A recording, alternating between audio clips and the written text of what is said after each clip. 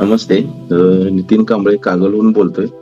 माझा हा तिसरा सेशन सुरू आहे. सप्टेंबरला मी जॉइन झालेलो आहे आणि मी स्वतः एका हेल्थ डिपार्टमेंटला शासकीय नोकरी करतोय आणि त्या अनुषंगाने साधारण माझे 10 ते 15 वर्ष मी स्वतःच्या शरीराकडे कधी लक्ष दिले नव्हते.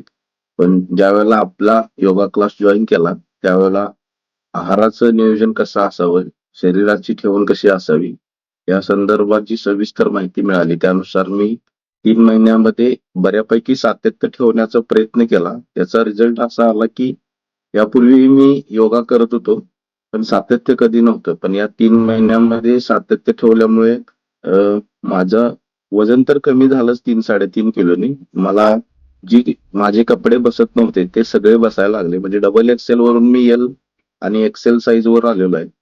त्याचबरोबर आहाराचं नियोजन केल्यामुळं कुठेही कसंही जेवण यापूर्वी करत होतो त्याचं नियंत्रण स्वतःवर आलेलं आहे.